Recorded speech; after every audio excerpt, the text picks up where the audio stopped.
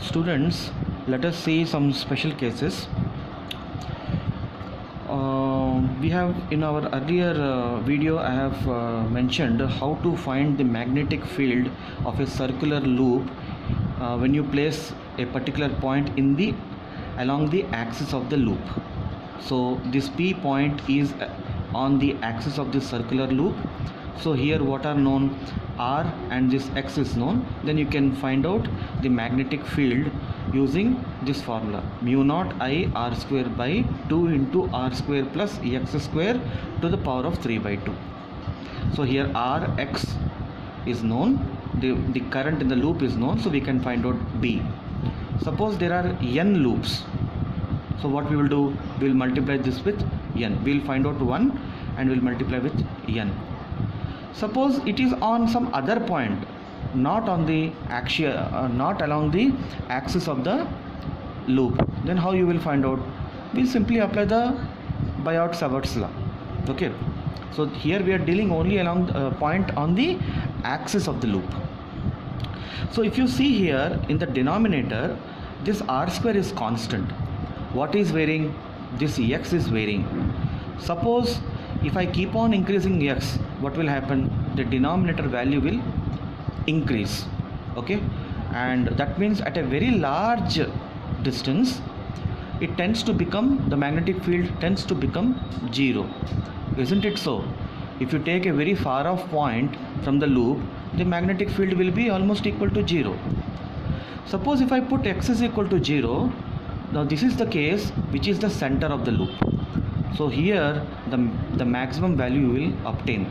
And what will be that value? Put x is equal to 0, this term will become 0, r square to the power of 3 by 2, it will become r cube.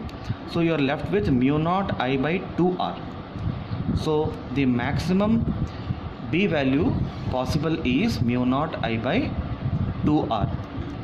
Suppose you take a large distance from ring, that is this P point is at x, which is at a very large distance when compared to r. That means I am taking x is equal to 100 meter and the radius is let us say 0.5 meters. Okay, x is 100 meters and radius is 0.5 meters. That means in the denominator I can ignore the r, I will be left only with x.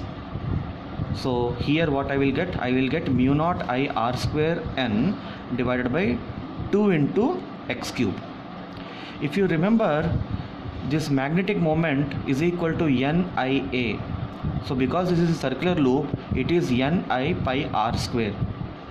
So in this expression, if I multiply top and bottom with pi and I rearrange the terms, what will I get? You see here I take out n I r square and I multiply with pi with top and bottom. So this term is becoming this magnetic moment.